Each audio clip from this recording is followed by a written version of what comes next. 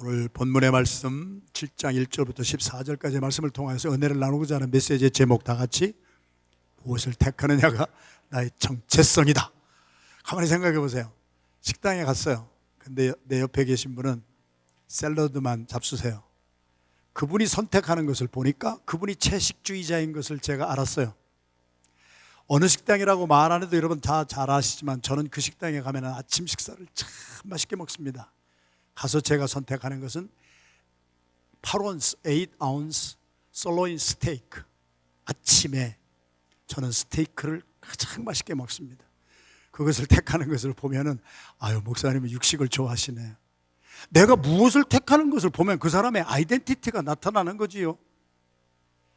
교육학자들의 말은 사람을 12종류로도 나누고, 철학자들은 인간이 이렇다 저렇다 여러 가지로 나누는데, 저는 잘 몰라도 성경 말씀을 보면은 하나님의 말씀에는 사람을 세 종류로 확실하게 나눕니다. 그 세 종류의 사람도 그 사람이 무엇을 선택하는가를 보면은 이 사람은 1번에 속한 사람이구나, 이 사람은 2번에 속한 사람이구나, 이분은 세 번째 카테고리에 속한 사람이구나 하는 그 사람이 택하는 것을 보면은요, 그 사람의 정체성이 보입니다. 성경이 가르치고 있는 인간은 세 종류입니다. 고린도전서 2장 14절에 첫 번째 종류는 육에 속한 사람이다. 육에 속했다는 뜻이 뭘까요? 영어 성경에 보면은 A man without the Holy Spirit, 영이 없는 사람이다. 정신은 말짱해요. 혼이 있어요. 그래서 바르게 살아요. 저도 전도하다가 수많은 믿지 아니하는 사람들을 만났는데 그들은 나보다도 더 깨끗하게 사는 사람이 있어요. 교회는 안 다니고 하나님은 안 믿는데, 예수는 안 믿는데 바르게 살아요. 정직하게 살아요. 아주 혼이, 정신이 바로 박혀 있어요. 그런데 without Holy Spirit, 성령이 없어요. 그러니까 성령이 없으면 예수라고 하는 인간을 나의 구세주요, 나의 하나님으로 고백할 수는 없느니라. 그러니까 예수를 안 믿고 교회를 안 다니고 바르게 살고 정직하게 살고 아주 사람들에게 칭찬을 듣고 존경받는 사람인데, 그 사람은 하나님에 대해서 얘기하고 성경에 대해서 얘기하면 이해도 안 되고 알지도 못하겠다고 하고, 나는 그런 거 필요 없다고 하고, 예수 믿는 사람들은 참 어리석구나 하는 사람들을 육에 속한 사람이다. 그러므로 그런 분들이 택하는, 무엇을 선택하고 사느냐 하는 것을 보면은 하나님이 안 계시니까 하나님 앞에서 선택하는 것을 몰라요. 하나님이 보고 계신다고 하는 것을 모르지요. 그러니까 그냥 내가 하나님이 돼서 내가 바르게 사는 사람인데 내가 하나님이 돼서 살면 되지, 내가 선택하고 살면 되지 그래서 그들이 도덕적 윤리적으로는 굉장히 존경받는 사람이라 할지라도 그들은 하나님 없이 사는 사람들, 영이 없이 사는 사람들. 사람은요, 육이 있고요, 정신이 있고요, 영이 있는 거예요. 그래서 정신이 바르게 들어간 사람, 그 사람이 어떻게 하다 정신줄 놓치면 저 사람 혼 나갔네, 혼 빠졌네 그러잖아요. 박사예요, 배운 것도 많아요, 깨끗하고 정직하게 살아요. 그런데 하나님 없이 살아요. 그 사람은 영이 없는 사람이다. 제가 말하는 것이 아니고 성경이 그렇게 정의를 하잖아요. 두 번째는 어떤 사람이냐, 육신에 속한 사람이다. 좀 헷갈리잖아요. 첫 번째 사람은 자연인이에요. 나는 하나님 없이도 살 수 있다고 하는 사람이에요. 그러니까 하나님의 말씀대로 취사 선택하고 뭐를 하는 것이 아니에요. 내가 원하는 대로 살아가는 거예요. 그런데 육신에 속한 사람은 어느 사람이냐, 고린도전서 2장 15절에 제가 생각해서 말하는 게 아니잖아요. 육신에 속한 사람은 예수 믿고 거듭난 사람이에요. 교회 다니는 사람이에요. 예배 자리에 나온 사람이에요. 그런데 그 마음속에 어린 아기가 하나 있어요. 고린도전서 2장 15절은 그런 사람을 육신에 속한 자인데 그리스도 안에 어린애처럼 사는 사람이어서 누가 나에게 말 한마디 하면 그거를 상처를 받아가지고 삐지고, 그리고 그 사람 얼굴도 보지 아니하고, 아마 저를 포함해서 모든 사람이 교회는 다니지만 우리 속에 아직 어린애기, 어떤 분은 쌍둥이도 가지고 있고요, 갑절로 삐지는 사람 생기고요, 그런 사람을 육신에 속한 자다, 미성숙한 크리스찬이다. 고린도전서 2장 15절의 말씀입니다. 그런 사람들을 어떻게 아느냐? 그분이 선택하는 것을 보면 아는 거예요. 다투는 거예요. 싸우는 거예요. 신경질 나면 막 신경질을 막 풀어버리는 거예요. 욕이 나오고 싶으면 욕하는 거예요. 고린도 교회 성도들을 향해서 고린도전서 3장 1절에는, 고린도전서 3장 1절에는 뭐라고 말해요? 육에 속한 사람도 아니고 육신에 속한 사람이 아니라 영에 속한 사람, 그리스도에게 속한 사람, 그 사람들은 성령으로 인도를 받기 때문에 말을 하고 싶어도 입술에 파수꾼을 세우고 절제할 줄 아는, 디모데후서 1장 7절에도 젊은 목회자에게 은퇴한 사도 바울이, 노인 목사가 젊어서 혈기방장한 젊은 목사에게 하나님의 주시는 성령은 사랑이다, 능력인데 무슨 능력이냐? 다른 사람에게 호통치는 능력이 아니라 자기를 절제할 줄 아는 셀프 컨트롤의 영이니라. 그러니까 성령 받았다면 우리가 막 불이 임하게 해주세요, 뭐 불을 막 우리가 임합니까? 오순절에 막 불이 임했습니까? 불 같은 성령이라고 그랬어요. 상징이에요. 물 같은 성령이라고 그랬어요. 상징이에요. 바람 같은 성령이라고 그랬어요. 성령이 바람은 아니에요, 불은 아니에요, 물은 아니에요. 그런데 그것과 같다고 그랬어요. 그래서 불 같은 성령을 체험하면은요, 불 속에서 재련되고 아주 막 불순물이 막 다 용광로에서 막 녹아지고 순금이 되어 나오는 것처럼, 성령의 불을 받은 사람은 죄에 대해서 회개할 줄 알고, 그리고 성령에 대해서 통제받고, 나는 이쪽으로 가고 싶어도 성령이 이 길로 가자 그러면 그 길로 따라갈 줄 아는 사람이지요. 여러분은 1번입니까? 2번입니까? 3번입니까? 사람은 그 세 종류라는 거예요. 그것을 어떻게 하느냐? 그 사람이 선택하는 것을 보면, 아, 이 사람은 성령의 통제를 받는 사람이구나, 성령의 인도를 받는 사람이구나, 정체성이 드러나는 것이고, 삐찍고 뭐 하다가 저 사람 때문에 못하겠어, 우리 목장에 그 사람만 없으면 참 우리 목장이 천국이 될 것 같은데, 다른 사람은 다 용서해도 나는 그 사람은 용서 못해 하는 사람은 예수 믿고 구원받고 천국은 가지만 애가 몇씩 있어가지고 그 문제가 해결이 안 되는 거예요. 여러분 한번 바꿔놓고 생각해 볼까요? 지금 갑자기 생각나는데, 내가 다른 사람은 다 용서해도 저 사람은 안 돼 하는 사람, 그 사람이 바로 당신입니다. 그 사람이 바로 저였습니다. 나는 안 될 사람이었습니다. 그런데 주님은 나 같은 사람을 받으셨습니다. 다른 사람은 다 돼도 나는 저 사람은 용서 못합니다 하는 그 사람이 바로 당신입니다. 당신도 하나님 편에서 보면은 다른 사람은 다 돼도 당신은 안 되는 그 사람인데도 하나님은 당신을 버리지 않으셨습니다. 믿어지면 아멘 합니다. 그거를 보면은 그 사람이 하나님 없이도, 교회는 나오는데 하나님 없이도 살 수 있다, 할 수 있는 사람이 있을 수가 있는 것이고, 교회 나와서 예배는 드리고 일은 하는데 애기같이. 그래서 고린도전서 13장 사랑장에는 뭐라고 말씀하세요?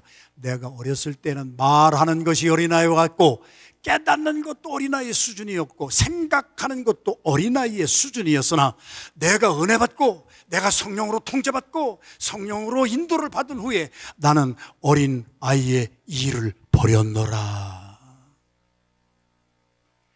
이것이 사순절의 의미입니다. 예수님은 사순절에 무슨 생각을 하셨고, 예수님은 사순절에 무엇을 선택하고 십자가 지고 슬프게 가셨습니까? 기쁘게 가셨습니다. 안 된다고 하는 그 한 사람을 살리기 위하여서 예수님은 그것을 용서하기 위하여서 즐거운 마음으로 그 영혼이 살아날 것을 보시고 십자가의 그 모진 모욕과 치욕을 다 견뎌내시고 그 앞에 있는 즐거움을 보시고, 야, 내가 호성기를 참아주면 호성기가 구원받아가지고 나중에 목사도 되겠다. 다른 사람은 다 안 믿어줬는데도 주님은 나를 보시고 무한 신뢰를 주시고 기쁜 마음으로 십자가를 지고 가셨는데 우리는 그 길을 택하고 있습니까? 아니면 나는 이 사순절에 무슨 생각을 하고 있고, 무엇 때문에 교회를 나왔고, 무엇 때문에 직분을 받으셨습니까? 항전직 직분 6개월을 받았어도 요즘에 그것이 주제였어요. 우리 목사님들하고 지금 고민하는 것이, 이번 수요일 날에도 세례를 받거든요. 어제 세례 문답하는데 제가 조금 시간을 더 썼어요. 세례 받고 나서도 엄마, 아빠, 나 구원에 확신이 없어. 이게 어디서부터 문제인가? 이게 교회를 나와서 세례까지 받고 직분까지 받고 목사도 되고 전도사도 되고 장로님도 되고 안수집사도 되고 권사님도 되셨는데 우리는 왜 구원의 확신도 없이 이 사순절을 무슨 생각을 가지고 예수님과 동행하고 살아가는가? 오늘 전도서 7장 1절에서 14절까지의 말씀을 볼 때 11절부터 14절이 결론이거든요. 결론부터 한번 보겠습니다. 여러분들이 지금 봉독하면서 라임이 있었죠. 이것보다 이것이 낫고, 이것보다 이것이 낫고, 이것보다 이것이 낫다는 거예요. 내가 생각하는 것보다 더 나은 것이 있어요. 그것을 깨닫는 사람이 지혜자라는 거예요. 나는 사업을 하는데 이렇게 하겠다. 나는 인생을 살아가는데 나의 인생관은 이것이다 저것이다 이렇게 생각하고 살아가는데, 이것보다 네가 생각하고 네가 판단하는 것보다 더 나은 것이 있는데 그 더 나은 것을 선택하는 사람이 하나님의 지혜를 받은 사람이다. 그래서 결론이 뭐라고 그래요? 11절에 지혜는 유산같이 아름답다. 이 한 절의 말씀도 그냥 넘어가면 이게 무슨 뜻인지 전혀 몰라요. 유산이 아름다워요. 비유법을 쓴 거죠. 유산이 뭐예요? 아버지가 돌아가시면서 나는 아무 일한 것도 없는데 아버지가 피땀 흘려서 모은 재산을 아들한테 유산으로 넘겨주는 거예요. 그것을 뭐라고 그래요? 선물이라고 그래요. 선물. 내가 일하지도 않았는데 받는 축복이에요. 그것이 유산이에요. 그것이 얼마나 그 유산을 받는 사람에게 기쁨을 주느냐는 거예요. 지혜라는 것이 그렇다는 거예요. 지혜라는 것은 지식하고 달라서, 지식은 내가 열심히 추구하고 얻어야 돼요. 신학교 다닐 때 늘 교수들이 하는 말씀이, 아직 신학생이었을 때 책 읽는 것이 싫은 사람은 빨리 목사를 그만두고 세상에 나가서 돈 벌어라. 지식이 얼마나 중요한지 아느냐. 지식을 무시하면 안 되는 것이다. 이스라엘이 멸망하는 것은 하나님의 아는 지식이 없어서 멸망했다. 교회는 다니는데 하나님이 누군지 잘 모르는 거예요. 예수님이 누군지 잘 모르는 거예요. 그래서 망하는 거예요. 어리석은 사람이에요. 지혜는 유산같이 아름답고, 지혜는 지식하고 달라서, 지혜도 하나님 앞에 나가서 구하는 자에게만 주시는 선물이기 때문에 그렇습니다. 믿어지면 아멘 합니다. 그래서 지식이라고 하는 것은 여러분들이 막 도서관에 가서 책 많이 읽고, 요즘에는 책 읽는 대신에 인터넷에 들어가서 다른 사람들이 열심히 공부한 거 결론 내준 거 그것만 또 딸딸딸 다 베껴가지고 또 아는 척하고, 챗 GPT인가요? 그거 가지고 목사들이 나 부활을 주제로 설교할 테니까 설교문 작성해 주세요. 쫙 나오거든. 기도할 필요가 있나? 큐티할 필요가 있나? 그거 가지고 설교하는 사람들이 막 나오기 시작하고, 하여튼 망조가 들어가는 거야. 야고보 사도도 야고보서 1장에서 여러분들이 돈이 필요하면 열심히 일을 해야 되지만, 땀을 해야 되지만, 지혜가 부족하면 하나님께 나와서 기도하십시오. 지혜는 지식과 달라서 여러분이 애쓴다고 얻어지는 게 아니에요. 하나님이 주시는 선물이에요. 그래서 솔로몬이 어떻게 했어요? 기브온 제단에 가서 1,000번제를 드리면서 돈 달라고 안 했어요. 오래 살게 해달라고 안 했어요. 하나님 선물인 것을 알았단 말이에요. 그래서 솔로몬이 지혜자가 된 거예요. 코헬렛이 된 거예요. 그래서 오늘 전도서에서 전도하는 이 사람은 솔로몬 왕, 지혜를 받은 사람이 지혜를 받은 그 지혜를 우리에게 나눠주는데, 오늘 라임으로 쭉 우리가 읽으면서 이것이 이것보다 낫고 이것이 이것보다 낫고, 사람이 생각하는 지식으로 자기의 경험으로 결정하는 사람들보다도 하나님이 주신 지혜를 가지고 그거보다 더 나은 것을 택하는 사람들이 있도다. 그 사람들은 햇빛을 보는 자들이다. 한글 성경이 애매하지요. 영어 성경에 보면 햇빛이라고 나와 있지 않아요. 선이라고 나와 있어요. 주를 바라보는 사람이란 말이에요. 믿음의 주에 온전케 하시는 예수를 바라보면 온전하지 못하던 사람이 온전케 될 수가 있다는 거예요. 예수님을 볼 수 있는 사람이 지혜자라는 거예요. 예수님에게 나가서 기도할 줄 아는 사람이 지혜자라는 거예요. 돈이 있어도 그것은 안 된다는 거예요. 여러분, 돈 많은 거 그거 좋은 거예요. 오늘 또 한 달에 39불이면은 정말 한 아이의 인생을, 장래를 다 바꿔놓는 거예요. 이게 돈 39불이 우리가 식당에 가서 한번 잘 먹으면은 뭐 39불이 어디예요? 100불도 막 넘잖아요. 없어서 가장 기본적인 밥도 해결하지 못하고 공부도 못하고 약 하나가 없고, 제가 북한에 갔을 때 보니까 보건소에 가봤더니 큰 주사기 하나 있고 약 아무것도 없어요. 아픈 사람한테 그냥 가지고 다니던 거 엑스파이레이션 데이트 지난 탈레놀, 그것도 반쪽 쪼개서 주니까 그거 먹고 웬만한 병 다 나서요. 돈이 얼마나 좋은 것인지 여러분 아세요? 그래서 땀 흘려서 돈 번 사람들은요, 그 돈을 함부로 쓰지 않아요. 제가 미국에서 40년 이상 살면서 많은 미국인들을 봤어요. 펜이 아껴요. 막 그로서리 가면 뒤에서 보다가 막 제가 신경질이 나서 딴 줄로 가야 돼. 쿠폰 꺼내가지고 다 그거 하는 할머니를 보면서 처음에는 어떻게 저렇게 쪼잔하게 사냐 정말. 그랬더니 그런 할머니가 그렇게 모아가지고 다 기부하더라고. 다른 사람들 살리는 데 쓰더라고. 예수님은 이 사순절 기간 동안에 쿠폰 정도가 아니라 자신의 생명을 우리에게 살릴 생명을 주시느라고 십자가를 지고 가셨는데, 그 사순절에 여러분들은 무슨 생각을 가지고, 여러분들은 어떤 선택을 하시고 여러분들은 살아가십니까? 지혜가 부족한 사람은 주님 앞에 나와 구하라. 유익이 될 것이다. 선물 받을 것이다. 지혜의 그늘 아래에 있으면 돈의 그늘 아래에 있은 것 같으나 지혜에 관한 지식이 더 유익하며 지혜가 그 지혜 있는 자를 살리기 때문이다.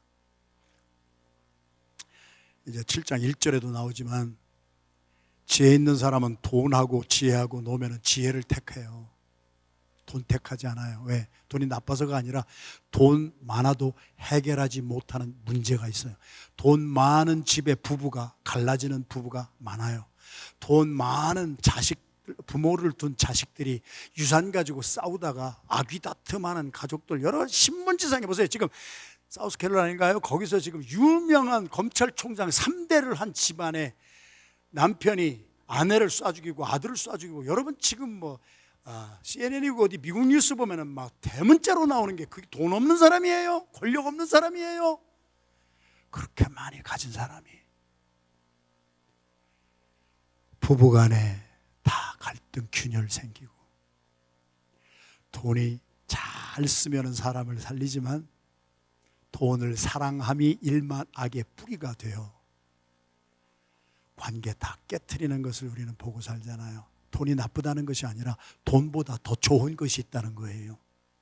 지혜를 받으면, 지혜자가 되면 그들이 택하는 육에 속한 것, 육신에 속한 것, 그 범주를 나도 택하는 것이 아니고 그보다 더 나은 것을 택하며 살 수가 있기 때문에, 거꾸로 말하면 돈이 많아도 돈 가지고 해결하지 못하는 문제가 얼마나 많아요. 많은 돈을 가지고 많은 시간을 들여서 공부를 하고 지식은 많이 쌓을 수가 있지만 지혜는 약의 쓸래도 없는 거예요. 자기를 살리지 못하고 가족들을 살리지 못하고 공동체를 살리지 못하는 거예요. 13절 보실까요? 이 결론이에요. 그런데 하나님께서 행하시는 일을 보라. 하나님께서 굳게 하신 것을 누가 능히 굳게 하겠느냐?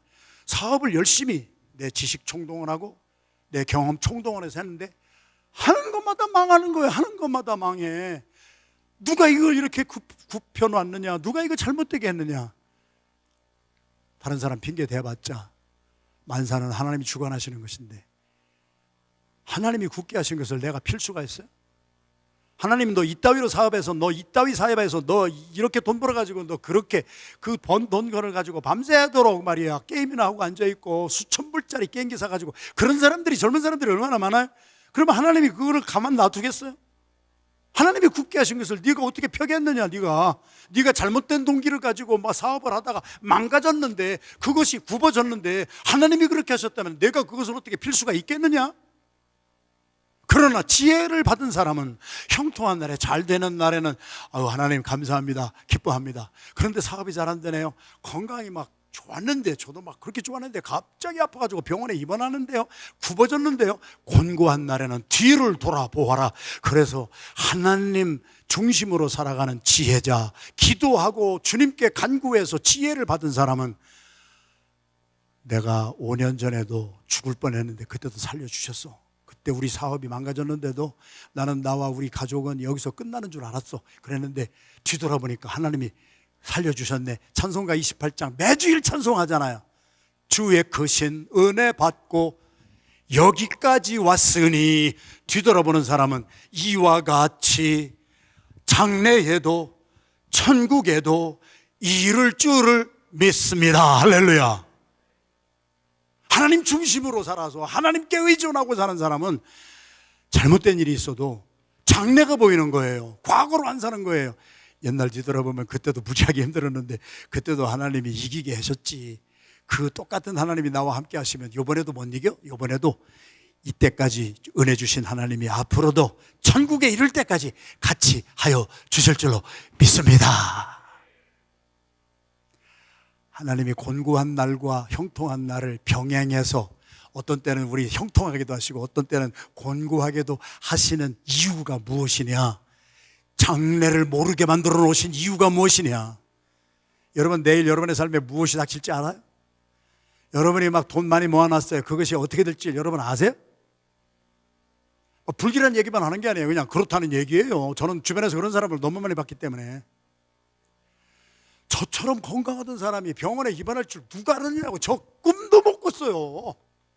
내가 그렇게 아플 줄 몰랐어요. 이번에 원재 집사님도 신방 갔더니 목사님 내가 건강한데 목사님이 알았던 똑같은 병을 내가 이렇게 따라갈 줄 누가 알았겠습니까? 아무도 몰라요.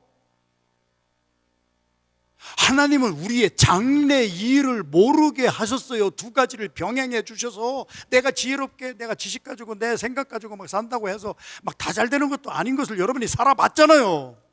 그러면은 그런 가운데서 여러분들이 무엇을 선택해야 되느냐? 하나님을 선택할 줄 알아야지. 나를 선택해서 내 멋대로 살아서 그러면 앞으로 나의 남은 인생은 옛날처럼 그렇게 그냥 곤두박질 치고 옛날처럼 또 망하고 그렇게 하나님 앞에서 살지 못하고 그렇게 육에 속한 사람, 육신에 속한 사람의 선택을 할 것이냐? 바로 그거예요. 우리가 잘 사는 사람이나 못 사는 사람이나 히브리서 9장 27절의 말씀처럼 한 번 죽는 것은 정한 거예요. 지금 굉장히 건강한 사람도 언젠가는 죽어요. 지금 굉장히 약한 사람도 막 회복이 되는 때가 있고요. 막 그러면서 살 수도 있어요. 돈 가지고 이런 문제를 해결하지 못한다는 거예요. 하나님의 주시는 지혜를 받으면 나의 장래도 보이고 내가 지금 곤고한 일이 나왔지만 생겼지만 이것을 여기에서 무엇을 어떻게 선택할지를 알고 깨닫고 곤고한 날에는 뒤돌아볼 줄 알고 형통한 날에는 기뻐할 줄 알고 돈의 그늘 아래에 있는 것보다 지혜의 그늘 아래에 있는 사람, 하나님 중심으로 사는 사람이 더 나은 것을 선택할 줄 믿습니다. 구체적으로 이제 1절부터 7절까지의 말씀을 봅니다. 막 되풀이 할 거 없어요. 그냥 우리가 다 읽었어요. 다 알아요. 좋은 이름이 좋은 기름보다 나아요. 언젠가는 한 번 죽는 우리가, 옛날부터 어른들이 하신 말씀 기억나잖아요. 호랑이는 죽어서 가죽을 남겨요. 사람은 죽으면 가죽은 없어요. 이름이 남아요. 지혜로운 자는 나는 무슨 이름을 남기고 살 것인가? 그게 지혜라는 거예요. 오늘 본문의 말씀 7장 1절부터 쭉 보면은 죽는 날이 출세하는 것보다 낫고 초상집에 가는 것을 선택하는 사람, 잔치집에 가는 것보다도 초상집에 가는 것을 선택하는 사람. 또 3절 계속 봅시다. 막 웃고 하는 그러한 것. 요즘에는 교회들도 막 그 인기 있는 강사들 초청해가지고 실컷 2시간 동안 배꼽 잡고 웃게 하는 거, 그 자체는 나쁘지는 않지만 생명은 없지요. 감정의 카타르시스, 감정의 순화로 많이 웃는 것은 좋은 거예요. 그래서 많이 웃고 한 2시간 말씀을 그 인기 강사들이 막 웃기는 배꼽 잡는 얘기를 하면은 좋다고 웃고 나서 감정의 순화가 좀 돼서 카타르시스가 돼서 조금 가벼운 것 같으나 다음 날이면 똑같은 문제 때문에 똑같이 스트레스 받고 똑같은 일을 계속 되풀이하는 거예요. 죄에 대한 애통과 슬픔을 아는 사람. 그래서 지혜자의 마음은 초상집에 있어도 우매한 자의 마음은 혼인집에 있느니라. 그래가지고 육에 속하거나 육신에 속하고 어린아이 많이 가지고 사는 사람들은 그저 먹고 마시고 하는 그런 육신의 만족을 주는 것에 막 달려가지만, 하나님 앞에 기도하고 하나님 중심으로 사는 사람들은 초상집에 간다. 왜 그런가? 1절 말씀 다시 보면은요, 7장 1절, 좋은 이름이 좋은 기름보다 낫습니다.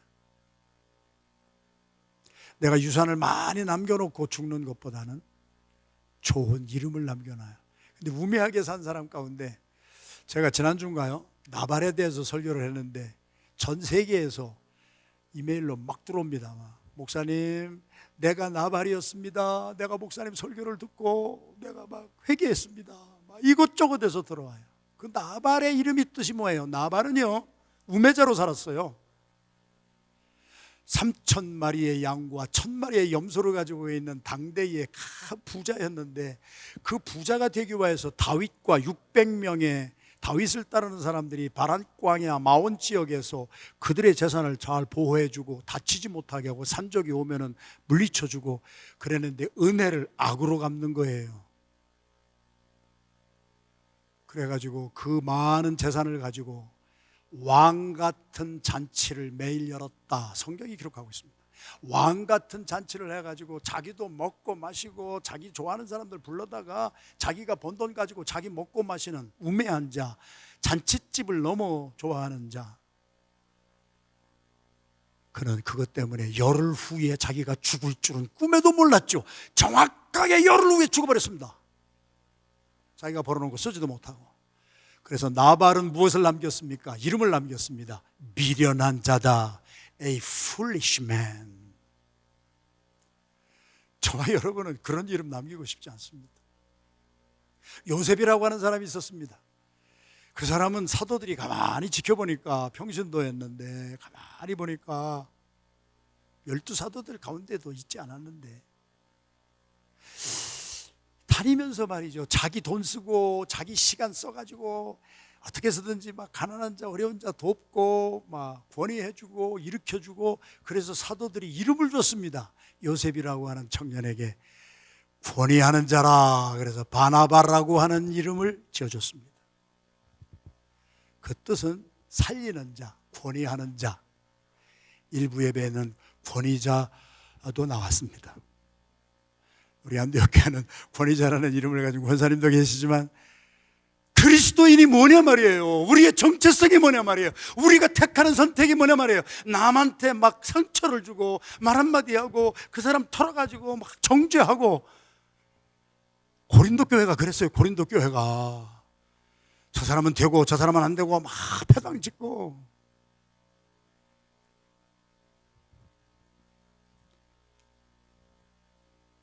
야베스라고 하는 사람은 이름을 남겼습니다. 그 이름의 뜻이 존귀한 자입니다. 사람은 죽어서 그런 이름을 남기는 거예요. 예수님은 무슨 이름을 남기셨습니까? 예수 그리스도입니다. 죄에서 우리를 구원하신 그리스도 하나님이십니다. 그 남기는 이름이 좋은 재산을 자식에게 물려주는 것보다 더 낫다. 사순절 우리는 무슨 이름으로 살아갑니까? 그리스도인으로 살아가야 됩니다. 2000년 전 안디옥 교회가 교회 역사상 처음으로 그 교회에서 그리스도인 크리스찬이 배출됐습니다. 그들은 디아스포라였어요. 예루살렘에서 도망온 사람들이에요. 굴러 들어온 돌이에요. 박힌 돌한테 조롱받았어요. 바보 천치 같은 사람. 그 사람들을 보니까 너희들은 예루살렘에서 여기 시리아, 수리아까지 온 사람들인데 열심히 돈 벌더니 하는 짓을 가만히 보니까 남들 도와주는 데 가서 열심히 복음 전하고 다른 사람을 살리고 권위하고 세우고 다민족들, 흑인들이 막 모여들게 하고 다민족이 모여오게 하고 그러면서 살아가는 모습을 보고 그 몰래 있던 돌들, 원주민들이 자기 자녀들을 한테 뭐라고 그랬어요? 너희들 저런 사람처럼 살지 마. 저 크리스찬처럼 살지 마. 바보 천치가. 그리스도인이라고 하는 이름 내용은 존경받는 이름이 아니었어요. 훌이에요. 바보예요. 열심히 돈 벌어가지고 자기 먹고 마시고 잔치하고 자기 막 놀러 다니고 하는데 쓰지 말이야. 열심히 땀 흘려 돈 벌어가지고 저 가난한 사람들 찾아다니고 병든 사람들을 찾아다니고 그 시간 다 써가지고 다른 사람들을 살리는 저 멍청이 같은 크리스찬. 너희들은 절대로 그렇게 되면 안 돼.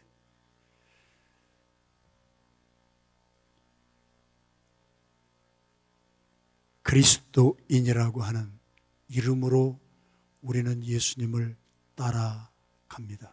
사순절입니다. 그런데 아직도 만약 저와 여러분들이 육에 속한 사람의 선택을 합니다. 다른 사람이 어떻게 됐든 간에 그냥 나 하나 잘 먹고 잘 살면 되지 뭐. 교회 가서 내가 예배만 드리면 되는 거지 뭐. 내가 뭐 헌신하고 봉사할 시간 없어. 나 굉장히 바쁜 사람이야. 자기만 생각하는, 하나님이 없이 사는 육에 속한 자의 선택은 하고 있지 않습니까? 예수 믿고 구원받고 천국 가는 확신은 있지만 나 그 팀에 들어가서 일은 안 하겠어. 거기에 들어가면은 나는 그 사람은, 다른 사람은 다 용서해. 근데 그 사람은 용서 못해. 그래서 그 사람하고 있는 건 나는 자체가 지옥이기 때문에 나는 못해. 여러분은 여러분의 마음속에 어린 아기를 한 10명 정도 데리고 있는 그리스도 안에 어린애같이 사는 육신에 속한 자의 선택을 하고 있지는 않습니까? 다른 사람은 다 돼도 너는 안 돼 하는 내 같은 죄인을 예수님은 하나도 탓하지 아니하시고 너는 돼. 내가 죽어서 너를 살릴 수가 있으니까 돼. 내가 십자가에서 너의 죄값 치러줄 거야.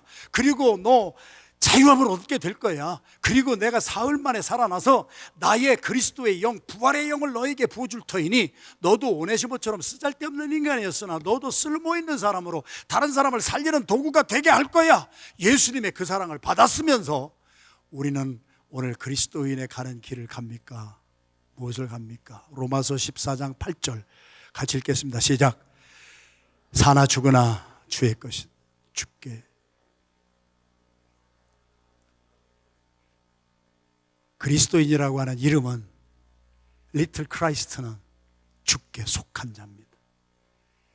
그래서 예수님이 가신 사순절 우리도 나 자신을 부인하고 나도 십자가를 지고 가는 거예요. 근데 우울하게 지는 게 아니에요. 슬픈 표정 가지고 지는 게 아니에요. 너무 기쁜 거예요. 나 같은 사람이 눈곱만큼이라도 쓸 때가 있어서 내 시간 조금 내놓는 것 가지고, 내가 조금 재물 드리는 것 가지고 그 사람들을 살리는데, 교회를 살리는데 내가 쓰임받는 것이 얼마나 기쁘고 얼마나 감사한 것인가. 십자가 지고 나를 희생해서 살아가는 사람이 얼마나 기쁘게 살아가는지 여러분 아세요? 그래서 성경은 받는 것보다 주는 것에 기쁨을 누리는 사람이 더 나은 것을 택하는 지혜로운 사람이니라. 초상집에 가면은 비유하잖아요. 그러면은 초상집에 많이 가라는 거예요. 그래서 죽음을 생각하라는 거예요. 그게 누가 주신 말씀이에요? 시편 90편에 모세의 시편인데, 모세는 120살 천국 가셨어요. 근데 120세까지 장수하신 분이 많은 사람들을 보니까 대개 70까지 가. 특별히 몸 관리를 잘한 사람은 한 80까지 살아. 그러나 그렇게 80평생을 사는 것도 수고와 슬픔뿐이요, 신속히 날아가서 내가 20대 청년 때 같은 마음을 가지고 저도 지금 살고 있는데 눈 깜짝하니까 벌써 70이 된 거예요. 이게 인생이라는 거예요. 그래서 초상집에 가면은 사자, 죽어있는, 누워있는 분을 바라보면서 아, 나도 언젠가는 저 자리에 누워있겠구나. 우매자는 자기를 칭찬하는 사람들을 쫓아다녀요. 조금 이렇게 비유 맞추면. 그래서 잠언서에서는 뭐라고 말씀을 하시는 건지 한번 다 같이 읽겠습니다. 잠언서 시작. 도가니로 은을, 풀무로 금을, 칭찬으로 사람을 단련하느니라. 은과 금은요, 용광로에 놓고 불을 세게 막 해가지고 불순물 녹여가지고 정금이 되게 하잖아요. 사람은요, 아우 당신 참 잘하십니다, 그 칭찬을 들었을 때에 아니에요, 내가 너무 부족해서요, 나 그런 말씀 들을 자격이 없어요, 이렇게 하는 사람인지, 사람이 칭찬을 한번 해보니까 나이가 되지도 못하였으면서 된 건 줄 알고, 나지도 못하였으면서 난 건 줄 알고, 누구 얘기하는 게 아니라 제 얘기하는 거예요. 제가 그렇게 살았더라는 사람이에요. 우리가 다 죄성이 있어서 칭찬은 고래도 춤추게 한다 그래서 빈말로 칭찬할 때가 얼마나 많고, 또 칭찬 빈말을 듣고서라도 기분은 좋아가지고 히히낙낙거릴 때가 얼마나 많았냐는 거예요. 그거 다 헛된 일이라는 거예요. 사람은 칭찬으로 사람을 단련하느니라. 지혜로운 사람은 우매자의 자리에 가지 아니하고 자기를 돌아보는 자리에 들어가고, 지혜를 받은 사람으로부터 책망받는 것을 더 기쁘게 여긴다. 그래서 사람은 책망을 하든지 칭찬을 해보면 그 사람은 우인된 것이 나타나잖아요. 책망을 잘 받는 사람이 있어요. 고맙습니다. 제가 블라인드 포인트가 돼서 이거 못 봤는데 가르쳐 주셔서 참 감사합니다. 목사도 제일 고마울 때가 장로님 한 분이 목사님 이건 이런 것 같은데요, 그거를 깨달았을 때의 그 기쁨, 아, 책망을 잘 받는 사람의 그 기쁨, 책망을 듣고 당신이 뭔데 나한테 이런 말을 해 하는 사람은 벌써 지혜는 없는 사람이다. 옛 것을 맨날 생각하고 옛날이 좋았지, 우리 안디옥교도 옛날이 좋았어, 지금은 이게 뭐야, 아니에요. 그 사람은 장래를 보지 못하는 지혜가 없는 사람이에요. 뒤돌아보아가지고 옛날에 힘들었을 때 나를 살려주신 분이 앞으로도 나를 그렇게 천국에 갈 때까지 함께 하시리라고 하는 지혜를 받은 사람은 장래의 소망을 바라보고 살지, 어제가 오늘보다 좋다고 하는 얘기 안 해요. 그거는 지혜가 아니니라 우리가 읽었잖아요. 사랑하시는 성도 여러분, 우리 지혜로운 사람은 8절에서 10절까지 마지막 마무리합니다. 끝이 좋은 것이 시작하는 것보다 나은 거예요. 우리는 처음에 뭐 시작할 때는 내가 막 항전직 직분자로 내가 막 6개월 동안 훈련받고 막 소원을 하는데 막 금방 죽을 것 같이 소원을 해, 막 금방 순교할 것 같아. 1주일, 2주일, 3주일 지나면 벌써 불평, 불만에, 짜증에, 육에 속한 사람이나 육신에 속한 사람이나 어린애 아이를 한 6, 7은 속여놓고 어린애처럼 사는 그러한 선택을 할 때가 얼마나 많으냐. 지혜를 받은 사람은 끝마무리를 잘하는 것을 시작한 것보다 더 중요하게 여겨서 교만한 마음 갖지 아니하고 급한 마음 갖고 노를 바라지 않고 디모데후서 1장 7절에는 하나님의 성령으로 늘 연단을 받아 우리 불의 사람으로 연단받게 해주세요. 매주일 이 찬양하잖아요.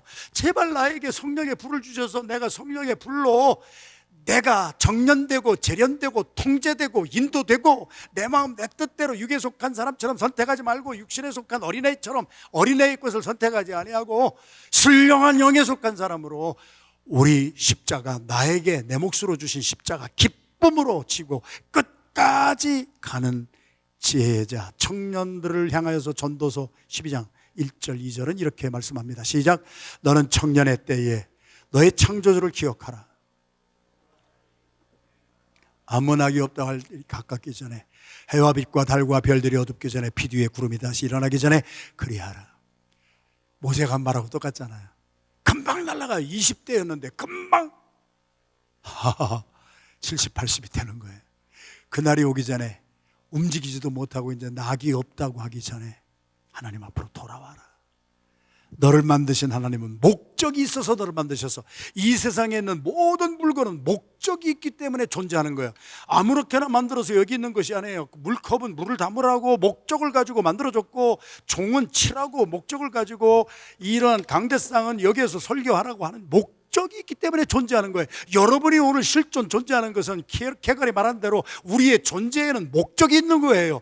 하나님의 마음을 기쁘게 하기 위해서, 하나님의 뜻을 이루기 위해서, 너를 희생해서 다른 사람들을 살리기 위해서. 그래서 모세도 가장 지혜로운 사람이 누구냐?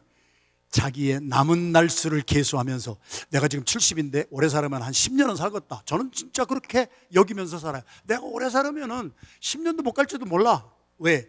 건강했던 사람이 병원에도 입원할 정도로 아파본 체험이 있으니까 내일에 대한 장래를 보장을 못하는 거예요. 그래서 내가 슬픈 게 아니라 살아있는 동안, 남은 동안에 내가 어떻게 하면 주님을 기쁘게 하고 끝까지 완주하고 살아갈 수가 있을까? 우리의 고백이 되기를 주님의 이름으로 축원합니다. 사도행전 20장 24절, 그래서 사도 바울의 고백을 우리의 고백으로 이 사순절 기간 동안에 같이 큰 소리로 시작. 내가 달려갈 길과 주 예수께 받은 사명, 곧 하나님의 은혜의 복음을 증언하는 일을 마치려 하면은 나의 생명조차 조금도 귀한 것으로 여기지 아니하노라. 여러분이 찬양 대원을 시작하셨습니까? 끝까지 가세요. 여러분이 항존직 직분자로 하나님 앞에 서원한 것 끝까지 가세요. 중간에 뭐 이런 핑계 저런 핑계 할 수가 있어요. 뭐만 받으면? 지혜를 받으면. 지혜를 받기 위해서 어떻게? 기도해야지. 그래서 하나님이 주시는, 내가 지혜가 부족하면 나한테 구하라. 그리하면 내가 넘치게 주리라. 솔로몬이 그 지혜를 받았잖아요. 그 지혜를 받은 사람의 선택은 뭐예요? 더 나은 것을 선택하는 거예요. 잠깐 있다 없어질 것 선택하지 아니하고 영원히 있을 것을 선택하고 끝까지 이 사순절 기간 동안에 예수님도 나를 따라올래? 그러면 내 자신을 좀 부인해봐라. 내가 하고 싶은 것 좀 부인하고 내가 원하는 대로 내 십자가 지고 너 희생하고 헌신하면서 따라오거라. 기쁨으로 따라오거라. 우울한 얼굴 가지지 말고, 왜? 주는 것이 받는 것보다 더 복된 것, 더 나아. 그것을 택하고 살아라. 우리 사순절 의미 있는 이번 한 주가 되시기를 주님의 이름으로 축원합니다.